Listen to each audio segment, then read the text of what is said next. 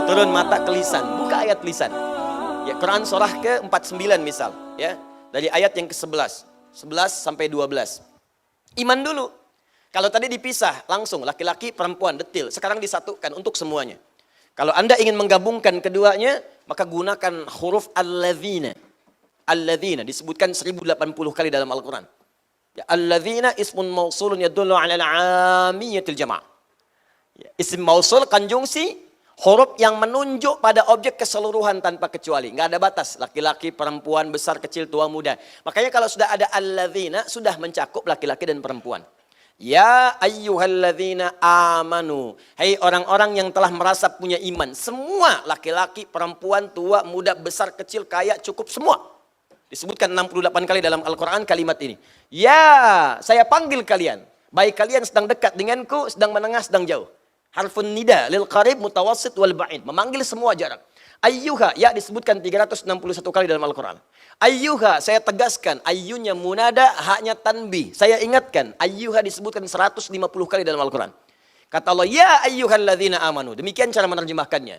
Hei orang-orang yang telah merasa punya iman. Saya nggak peduli. Kalian sedang dekat dari saya, menengah jaraknya, ataupun sedang jauh dari saya. Sepanjang ada iman dalam dirimu, aku peringatkan. Ha tanbih. Aku peringatkan.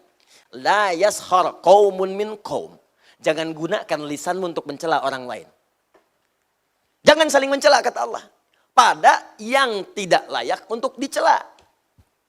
Jangan mencela. Jangan sibuk seketika gitu. Di iman kita itu akan menjaga kita dari perbuatan tercela. Termasuk mencela sesuatu yang memang tidak harus dicela. Berselisih, saling menghina, itu kan bagian dari celaan. Menghina, celaan. Ayo. Saling berselisih, umpatan, itu celaan. Kalau perbuatan yang sudah tercela, dicela perbuatannya boleh. Tapi kepada orangnya pun itu dihindari. Ini rahasia ya, di antara kita saja. Itu saking istimewanya Al-Quran.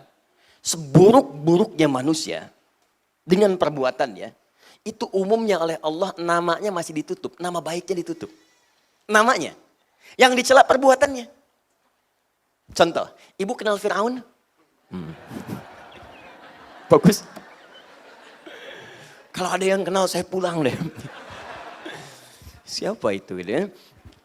Fir'aun itu kan bukan nama asli Bu, Pak. Bukan nama asli. Abu Lahab bukan nama asli.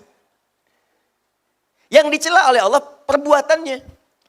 Coba celaan pertama, Al-Baqarah ayat 49, paling kiri sebelah atas.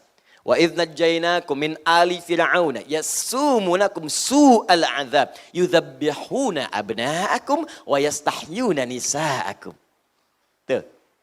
Dan pahami, dalami, teliti, ingat-ingat dengan baik ketika kami selamatkan kalian dari kekejaman Firaun dan bala tentaranya dan dari pasukannya. Firaun itu gelarnya yang disebutkan, bukan orangnya. Kemudian yang dicela perbuatannya. Yasumunakum su'al 'adzab, yang menyiksa kalian dengan siksaan yang sangat dahsyat. Apa diantaranya? Yudzabbihuna abna'akum wa yastahyuna nisa'akum. Dia tugaskan algojo untuk mendampingi setiap perempuan yang sedang mengandung hamil. Begitulah laki-laki banting ke tanah sembelih di hadapan ibu yang baru melahirkan dia. Fir'aun. Fir'aun. Seburuk-buruknya Fir'aun itu yang dicela perbuatannya tapi namanya nggak pernah disebutkan. Kenapa? Karena boleh jadi nanti ada orang dengan nama yang serupa tapi dengan perbuatan yang berbeda. Gak semua orang dengan nama itu bisa berbuat yang serupa. Ya, mohon maaf. Ada orang misalnya namanya Ali. Ada dua Ali. Ali satu, Ali dua. Ali yang ini misalnya pernah berbuat jelek. Ali yang ini misalnya pernah mencuri. Ali yang ini kan tidak. Ketika Anda celak dengan namanya Ali, maka Anda pun akan melibatkan celaan itu pada orang lain yang belum tentu mengerjakan perbuatan serupa. Itu indahnya Al-Quran.